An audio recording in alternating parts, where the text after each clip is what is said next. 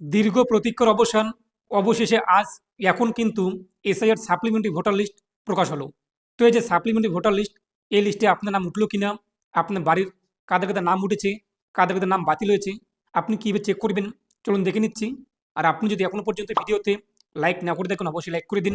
তার পাশাপাশি channel subscribe করে পাশে ক্লিক করে নোট সরকার রাখুন পরবর্তী ভিডিও সবাইকে পাওয়ার জন্য। তার জন্য গুগলে আসুন এবং গুগলে সার্চ করুন এমডি 360 নিউজ লিখে।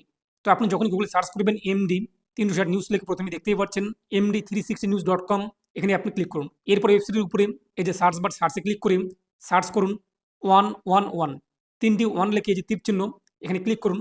সার্চ রেজাল্ট চলে আসবে দেখতেই পাচ্ছেন। তো এখানে আপনি ক্লিক করুন। এরপর এখান থেকে আপনি আমার বিষয় জানতে পারবেন। তার পাশাপাশি নিচে আপনি চলে আসবেন। তো নিচে আপনি দেখতেই পাচ্ছেন যে আপনি কীভাবে লিস্ট চেক করবেন, কাদের কাদের নাম বাতিল হয়েছে, সমস্ত লিঙ্ক কিন্তু দেওয়া হয়েছে। তো আমরা প্রথমত দেখে নিচ্ছি যে আপনি কীভাবে লিস্ট চেক করবেন যে লিস্টে আপনার নাম উঠছে কিনা এই সাপ্লিমেন্টারি লিস্টে। তো এখানে আপনি দেখতেই পাচ্ছেন জেলার নাম, তার পাশে রয়েছে ডাউনলোড, এই ডাউনলোডে আপনি ক্লিক করুন। পরবর্তী পেজটি চলে আসবে। এরপর এখান থেকে স্টেট ওয়েস্ট বেঙ্গল, তারপরে যে ইয়ার 2026 থাকবে, রোল টাইপ, আপনি দেখতেই পাচ্ছেন যে দুটো অপশন রয়েছে। তো প্রথমত কাদের কাদের নাম সাপ্লিমেন্টারি লিস্টে উঠেছে তার লিঙ্ক, এর পাশাপাশি কাদের কাদের নাম ডিলিট হয়েছে তার লিস্ট কিন্তু দেওয়া হয়েছে।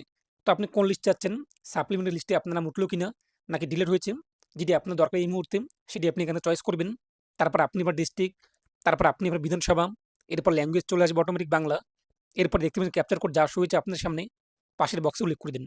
তারপর নিচে দেখতেই পাচ্ছেন যে ভোট গ্রহণ কেন্দ্র, বর্তমানে আপনারা কোন জায়গায় ভোট দিচ্ছেন কিংবা গত বছর আপনি কোথায় ভোট দিয়েছেন, তো সেই ভোট গ্রহণ কেন্দ্রের নাম অথবা আপনার পুলিং নং কত রয়েছে তা লিখে আপনি এখানে সার্চ করুন, চলে আসবে। তারপর পাশের বক্সে টিকমার্ক করে এই যে ডাউনলোড সিলেক্টেড পিডিএফ, এখানে ক্লিক করতে আপনার সামনে কিন্তু লিস্ট চলে আসবে। তার পাশাপাশি আপনি কিন্তু এই যে রোল টাইপ, এখান থেকে ডিলিট অপশনটি সিলেক্ট করে কাদের কাদের নাম বাতিল হয়েছে তা দেখতে পারবেন। তো আশা করি বুঝতেই পারলেন, আপনি কিন্তু এইভাবে খুব সহজেই লিস্ট দেখতে পারবেন, কাদের নাম উঠলো কাদের নাম বাতিল হয়েছে তার লিস্ট। এর পাশাপাশি ধাপে ধাপে কিন্তু আরও লিস্ট প্রকাশিত হবে, তো আপনি এইভাবে চেক করতে পারবেন।